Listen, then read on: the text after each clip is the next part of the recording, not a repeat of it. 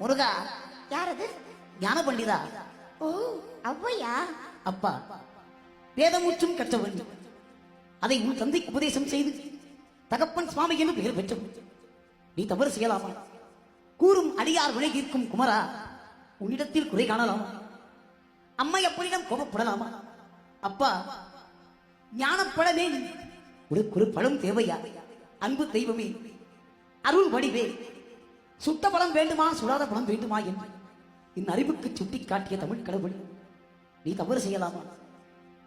வேண்டாம் ஐயா, வேண்டாம். நீ திரும்பிச் செல். அவ்வையே, நீ கூறும் சமாதானத்தை நான் எப்படி ஏற்றுக்கொள்ள முடியும்?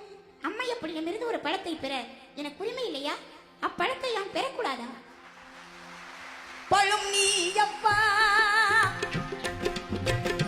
ஞான பழம் நீ அப்பா, தமிழ் ஞான பழம் நீ அப்பா.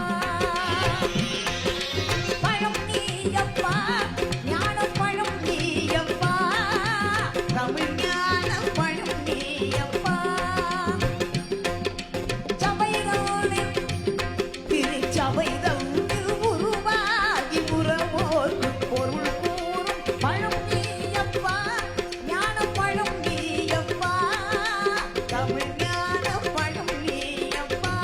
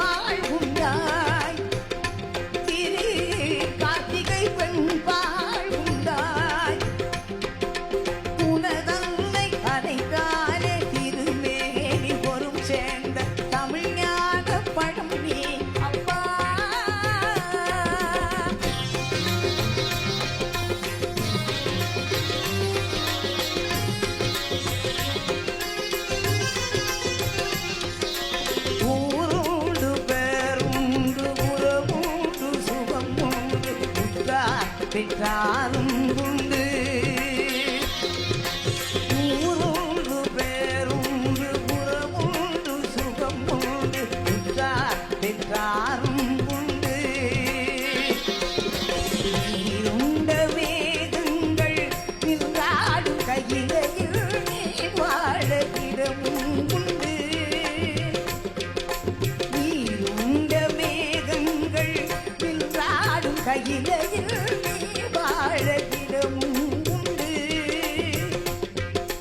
தாயுண்டு மனம் உண்டு, தாயுண்டு மனம் உண்டு, அன்புள்ள தந்தைக்கு ஆடாத பாசம் உண்டு. தத்துவம் தமிழ் என்ற சொல்ல உணவுவது தமிழுக்கு உரிமை உண்டு.